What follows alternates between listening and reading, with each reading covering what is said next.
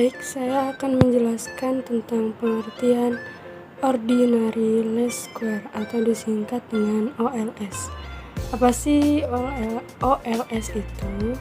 OLS adalah suatu metode ekonometrik di mana terdapat variabel independen yang merupakan variabel penjelas dan variabel dependen, yaitu variabel yang dijelaskan dalam suatu persamaan linear.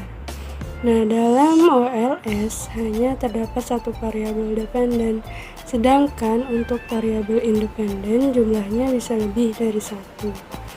Nah, jika variabel bebas yang digunakan hanya satu, itu disebut dengan regresi linear sederhana. Sedangkan jika variabel bebas yang digunakan lebih dari satu, itu disebut sebagai regresi linear sederhana.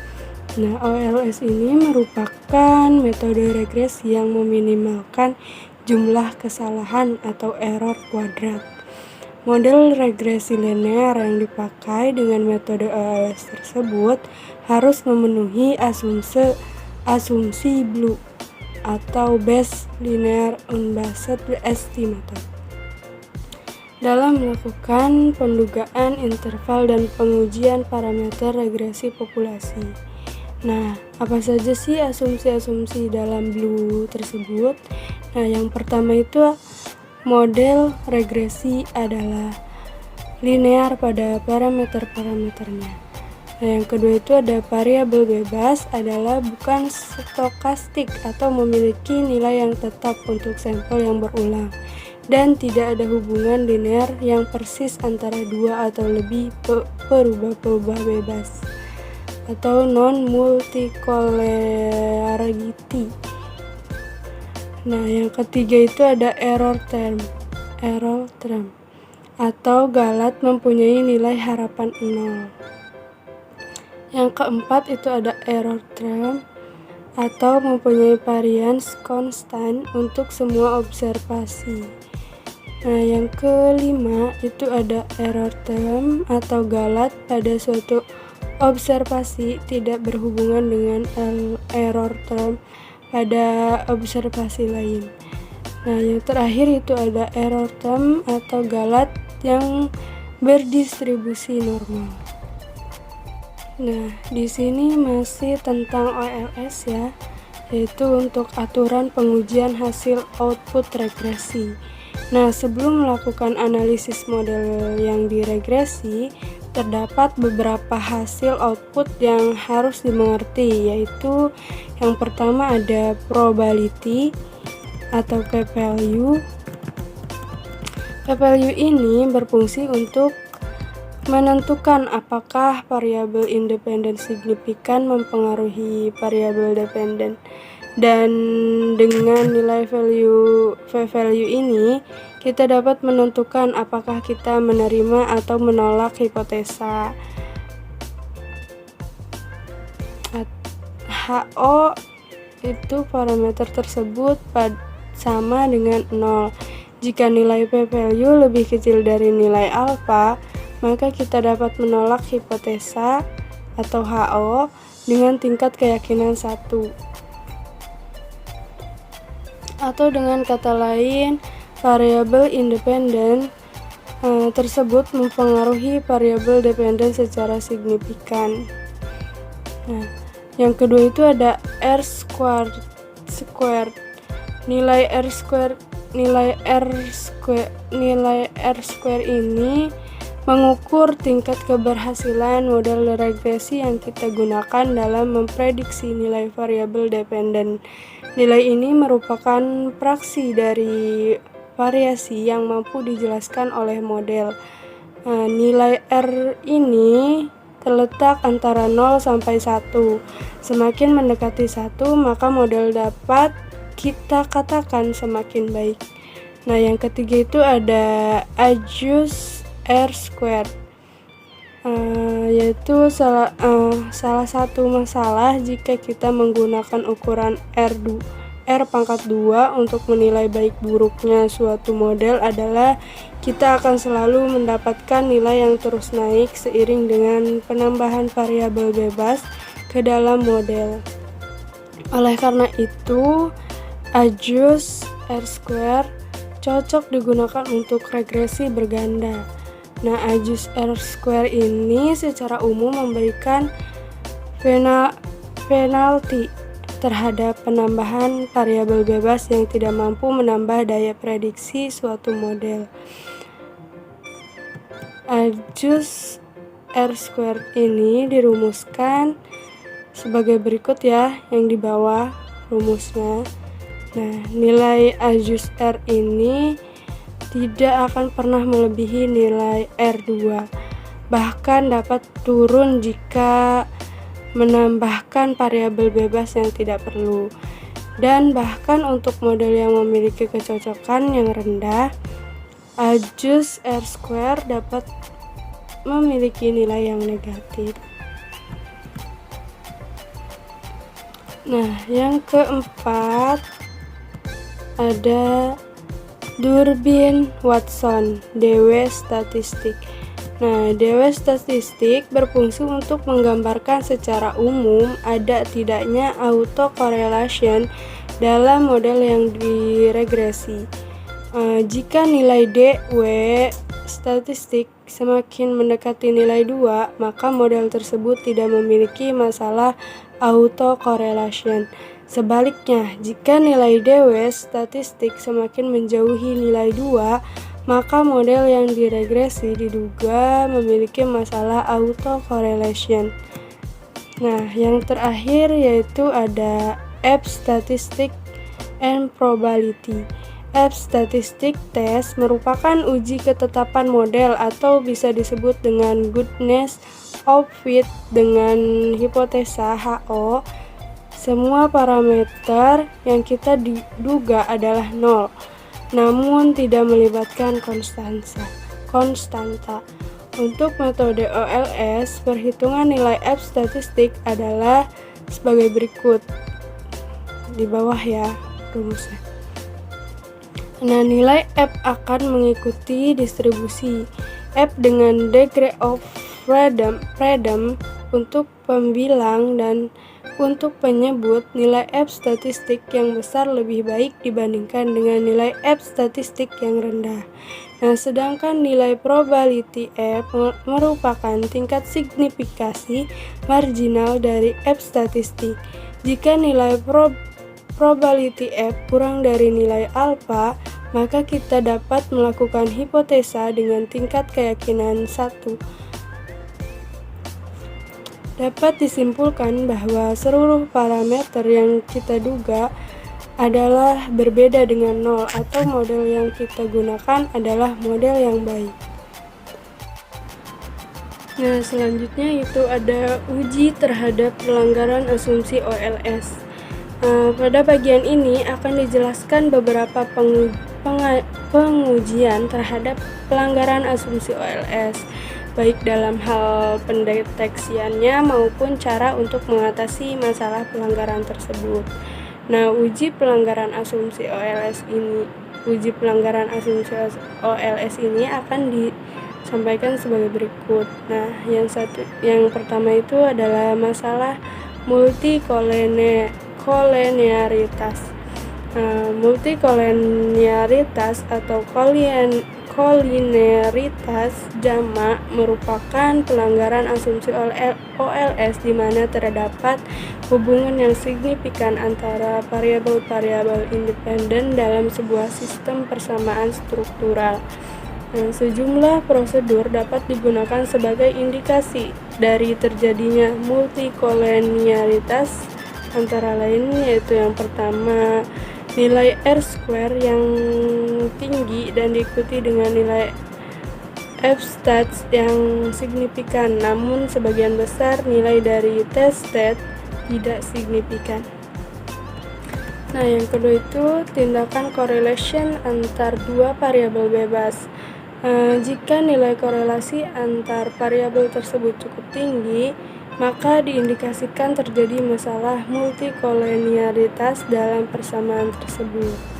Nah, yang ketiga yaitu besarnya condition number yang berkaitan dengan variabel bebas bernilai lebih dari 20 atau 30. Nilai condition number dapat diperoleh dengan prosedur pemisahan matriks variabel-variabel bebas. Nah, berikut ini ada beberapa cara untuk memecahkan masalah-masalah di atas tersebut. Nah, yang pertama, mengurangi variabel bebas dalam model yang memiliki korelasi yang tinggi. Yang kedua, mengubah bentuk model persamaan. Yang ketiga, menambah data atau memilih sampel baru. Yang keempat, mentransformasikan variabel. Misalnya dapat dilakukan dengan mengubah variabel yang bernilai nominal menjadi variabel real. Nah, di sini ada masalah yang kedua. Yang kedua itu masalah heteroskedasitas. Heteroskedasitas adalah pelanggaran asumsi OLS yang menyebabkan parameter yang kita duga menjadi tidak efisien akibat besaran varians selalu berubah-ubah. Nah, dalam mendeteksi ada atau tidaknya masalah tersebut dapat dilakukan dengan uji weight heteroskedasity. Nah, jika variabel bebas berjumlah sedikit atau jika jumlah variabel bebas yang digunakan di dalam model adalah banyak. Nah, nilai OBSR² statistik kita dijadikan acuan untuk menolak atau menerima HO. Nah, di mana nilai tersebut itu mengikuti distribusi chi-square. Nah, jika nilai prob dari OBSR² statistik lebih kecil dari alfa, maka hipotesa HO ditolak. Nah, hal ini berarti terdapat masalah heteroskedasitas pada persamaan regresi. Untuk mengatasi masalah pelanggaran tersebut adalah dengan menggunakan regresi weighted atau pembobotan. Yang ketiga itu adalah masalah autokorelasi. Salah satu asumsi dari metode OLS adalah tidak adanya korelasi serial antar error, sedangkan autokorelasi adalah terjadinya korelasi serial antar error. Pelanggaran asumsi OLS ini akan menyebabkan parameter yang kita duga menjadi tidak efisien. Untuk mendeteksi ada tidaknya autokorelasi pada first degree, kita dapat menggunakan nilai DW dari hasil regresi. Jika nilai DW semakin mendekati 2, maka asumsi non-autocorrelation kita terima. Namun untuk melihat tingkat autokorelasi pada degree yang lebih tinggi, kita gunakan uji Best Governance Length atau bisa disingkat sebagai LM ya teman-teman. Kita jadikan sebagai acuan untuk menolak atau menerima hipotesa yang mengikuti distribusi square tersebut. Nah, jika prob dari OBSR² statistik lebih kecil dari alfa, maka kita tolak hipotesa. Hal ini berarti model yang kita gunakan memiliki masalah autokorelasi. Nah, treatment untuk pelanggaran ini dapat dilakukan dengan autoregresif, yaitu menambahkan AR dan atau MA pada model regresi yang kita gunakan. Ya, mungkin itu yang dapat saya sampaikan. Selanjutnya akan disampaikan oleh teman saya. Baik, saya akan menjelaskan mengenai tentang model regresi linear klasik. Dalam model regresi linear klasik ini ada 4. Yang pertama ada uji normalitas, yang kedua uji autokorelasi, yang ketiga ada uji multikolinearitas, dan yang keempat ada uji heteroskedastisitas. Nah, yang pertama ada uji normalitas, di mana uji normalitas ini berguna untuk menentukan data yang telah dikumpulkan dalam distribusi normal. Nah, berdasarkan para pakar statistik itu data yang lebih banyak dari 30 atau bisa disebut dengan N lebih besar dari 30 itu sudah diasumsikan bahwa berdistribusi normal. Nah, adapun cara untuk melihat normalitasnya itu secara visual melalui ppplot, di mana yang ketentuannya adalah apabila titik-titiknya itu masih berada di ataupun di area diagonal, maka dapat dikatakan bahwa residualnya itu menyebar normal. Nah, bisa kita lihat bahwa di normal ppplot ini antara garis diagonal dan titik-titiknya itu masih di antara garis diagonal yang ini ya. Jadi bukan menyebar di atas kanan atas, kiri bawah, pojok kanan atau kiri atas gitu ya. Jadi masih dalam satu arah dengan garis diagonalnya, sehingga dapat disimpulkan bahwa nilai residualnya itu menyebar normal. Yang kedua yaitu dengan cara statistik melalui test of normality. Nah, test of normality ini dapat dilihat dari nilai signya ya. Apabila nilai signya itu lebih besar dari 5%, maka dapat disimpulkan bahwa residualnya itu menyebar normal. Sebaliknya, apabila nilai signya itu kurang dari ataupun lebih kecil dari 5%, maka dapat disimpulkan residualnya itu tidak normal. Nah, dari hasil normality tersebut diketahui kan signya yang ada di data 0,20 ataupun 20%. Nah, 20% ini artinya lebih besar dari 5%, sehingga dapat disimpulkan bahwa residualnya itu menyebar normal. Selanjutnya, uji autokorelasi. Nah, uji autokorelasi ini digunakan untuk mengetahui ada ataupun tidaknya penyimpangan, yaitu korelasi yang terjadi antara residual pada satu pengamatan dengan pengamatan lainnya pada model regresi. Nah, prasyarat yang harus terpenuhi adalah tidak adanya autokorelasi dalam model regresi. Nah, dalam metode pengujian yang sering digunakan adalah dengan uji Durbin-Watson atau uji DW dengan ketentuannya yang pertama itu jika D-nya lebih kecil dari DL ataupun lebih besar dari 4 dikurangi DL, maka hipotesisnya 0 ditolak. Nah, yang berarti terdapat autokorelasi dalam model regresinya. Nah, yang kedua, jika D-nya terletak antara DU dan 4 dikurang DU, maka hipotesis 0 diterima, yang berarti tidak ada autokorelasi dalam model regresi. Nah, yang ketiga, jika D terletak antara DL dan DU di antara 4 dikurang DU dan 4 dikurangi DL, maka tidak menghasilkan kesimpulan yang pasti dalam model regresi.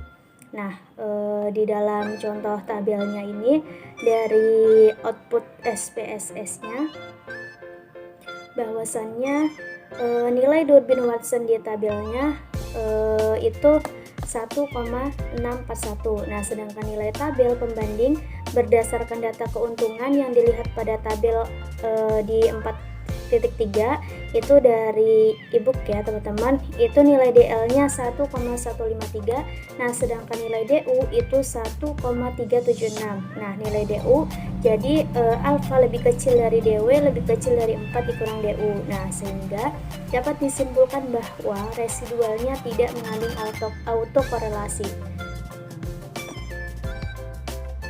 Nah, yang ketiga ada uji multikolinearitas. Nah, di mana uji multikolinearitas ini adalah adanya hubungan linear antara peubah bebas X dalam model regresi ganda. Nah, jika hubungan linear antara peubah bebas X dalam model regresi ganda itu adalah korelasi sempurna, maka peubah-peubah tersebut berkolinearitas ganda sempurna.